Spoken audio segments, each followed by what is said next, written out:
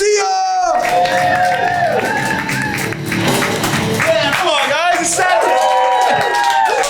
How are we doing? Yeah, good deal. I was smoking my preset cigarette before this. I saw a really peculiar couple. Y'all might be familiar with this. Have y'all ever seen like a really old veteran with a really old Asian woman? Yeah. Yeah, you have? And you wonder, do y'all wonder like if he took her or something like that? Like what was our foreign policy during the Vietnam and Korean Wars? Were they just like, hey brother, welcome to the United States Army, go kick some ass, bring some back too for us, how about that? Strange. Yeah, that joke's only got a couple more years because Agent Orange doing its job pretty well right now, y'all should know. Oh yeah, y'all drinking? Make some noise. Yeah? I'm usually drinking Lone Star. Any brethren in here? Or sister? Not really. Okay, I'm the only person in here without health insurance. That's what that typically means. Yeah, Lone Star is great. They came out with a 24/7 brew. It's 2.2% alcohol. So you can enjoy the shitty taste of Lone Star beer now all day without getting too fucked up, I guess, or something. Whatever. Yeah, makes me wonder though. How many stepkids are now getting beat half as hard, but twice as long? You know, I don't think they really... If y'all don't think that's funny, you should know Bush Light kids don't even make it out alive most times. That's real. If you have a friend from the Midwest, you should hug them hard and long. That's what I'm trying to get at. Yeah. Best case scenario, you get yourself a Coors Light dad. That's open hand beatings only. That's what you want. I have a Bud Light dad. He's gay. I'm not joking either. No, my dad is actually gay. He's married to my weed dealer from high school. Yeah, and I'm still paying way too much for weed from this guy that's fucking my dad. So and I don't know how to sit him down like man to man, eye to eye and be like, hey, Pops, you have to learn how to suck a better dick or something, dude. This is crazy. Tickle behind the kneecaps. Do something special, you know? We're cool. My dad's gay, like I said. We smoke together, though. I bring my own pieces, but we do smoke together. That's always fun. No, it's just me and my dad sitting around talking about putting things in our mouth. It's a good time, yeah? I'll be honest, make some noise if you're from Austin, Texas.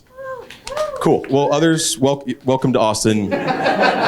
You're not safe here. That's what everyone is high on drugs. I don't know if you've noticed that yet, including myself right now. You're in complete danger. No, it's getting bad. I keep getting into car accidents with these motherfuckers. That's how I know they're high. I got into a front-end collision a couple weeks ago. We didn't even get out of our cars anymore. We just like rolled our windows down and stuck our heads out. You too, man? Yeah, man, me too. We should clean this up before real people find out about it or something like that. The teacher shows up. You got car insurance? Like, yeah, I got car insurance. And then we just drive away without exchanging any information at all. Because weed is melting our brains.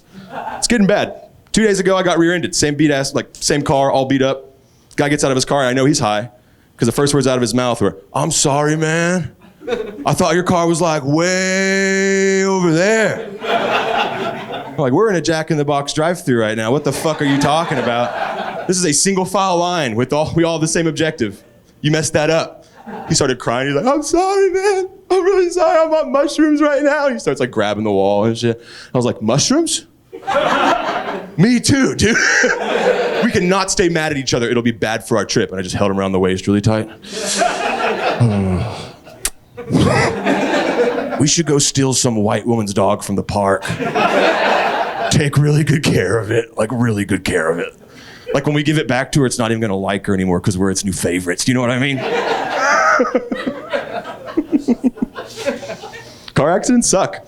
Car accidents, whenever you have to do like insurance, you basically assume a full-time job, litigating for yourself with the companies. It's a nightmare. A lot of my time was wasted dealing with insurance companies, and I lost the car. So to get right with the universe, I am now wasting other people's time that have no business with me at all. And by that I mean I'm on Facebook Marketplace. Sending, is this still available? And I have no intention on buying your shit whatsoever. I'm talking like big ticket items too. I'm talking couches, furniture. I'm asking questions like, can you send me over the height, width, length, and inches on that thing? I need to know. I gotta know if it's gonna fit. My favorite thing is like, I'm wasting real people's time too. Like single mothers. Yeah, the most vulnerable people in the world. They're like, hey, I'm really interested in that couch. Can you send me over the height, width, length, and inches on it? And she'll be like, oh my God, I don't even have a tape measure. I'd have to ask the kid's dad if I could borrow some money for the tape measure. I'm like, do all that, cash in favors. I want you to do that for me. And she'll be like, I might be able to fit in measurement, but I have to pick him up from school and drop him off at soccer practice. I might get it done. I'm like, okay, do that. It's a stressful day. I want it done, Get it done. And I'll be like 11 p.m. at night. There I am, phone in one hand, dick in the other. Ding. So sorry, had a long day, just got the kids in bed. That's what I want to hear.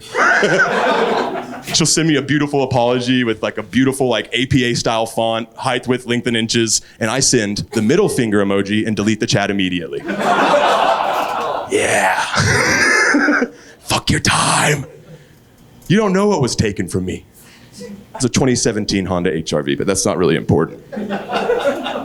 The other day, this lady put a couch up for sale. She said, it's a $1,000 couch. I'm selling it for $50 because me and my ex have too many memories on it. Yeah, ooh, bitch, that's gross. Just say it's on sale. That's what you should do.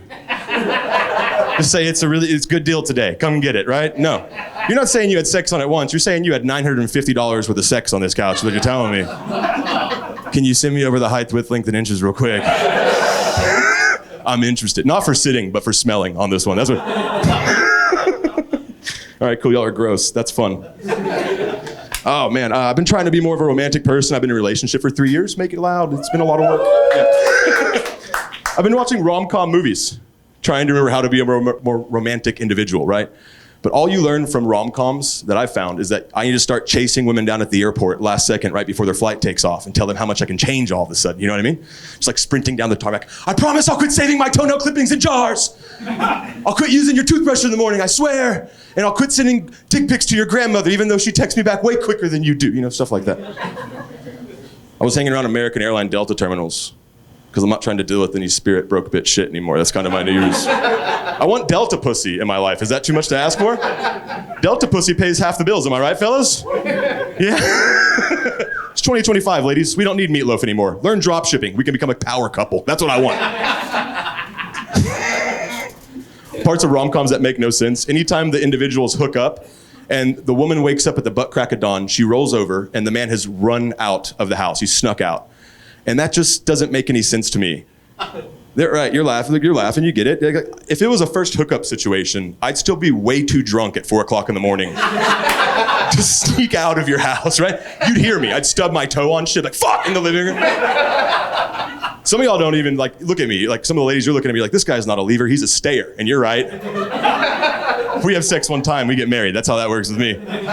You can't believe, like imagine the silhouette of my body at the foot of your bed with nothing but a t-shirt on, just, hey, have you seen my keys? I'm trying to get the fuck out of here. 2 bedrooms, what do you do for a living? This is crazy, it's amazing here, you know? No, we have sex one time, I'm in your kitchen at 10 a.m. going, scrambled or fried, honey, how do you like them, you know? And then I crumble up Plan B and I throw it in the eggs. Okay, Texas. Didn't like that, okay. Plan B in the eggs? That's like an abortion inside of an abortion, if you really want to think about it. And right now, it's like an $86 egg, so fucking eat up, you know? We can barely afford this egg. You think we can afford a kid right now? Jesus Christ. Why are they crunchy? Just eat them. We're doing a Dr. Seuss thing. They're pink. Yeah, it's good, it's good. Like I said, I found a lady, though. She loves Plan B in her eggs. She eats them every single morning, no questions asked. She's bleeding out of her ass, but she's doing really well. Just eats away on the insides, really. No, yeah, I think we're doing well. I'm actually in trouble right now at home, and I'll be honest with y'all here because I can't be honest at home if that's okay with you. This guy's laughing. He's got gripped up by his woman right now. It's like, solidarity, brother, I got you. No, she had friends over there tonight for wine and cheese night, and she asked me politely, she said, could you stay upstairs, please, and keep your mouth shut? And y'all have heard how I talk a little bit so far. That makes sense. It's like, you want to keep these friends this time. I'll do that for you. But we don't have like a 1-bedroom apartment, right? We have a loft. So I'm just up there, just waiting, you know, waiting for them, the ladies, to say anything that's like prevalent to me so I can be like, I know a lot about that. I'd like to come downstairs now, you know? Also, kudos, ladies, on wine and cheese night. That's phenomenal that y'all can do that, sit around a board of cheese and talk about it for hours and hours in details. That's impressive. I love that for y'all. Men, we could never. No.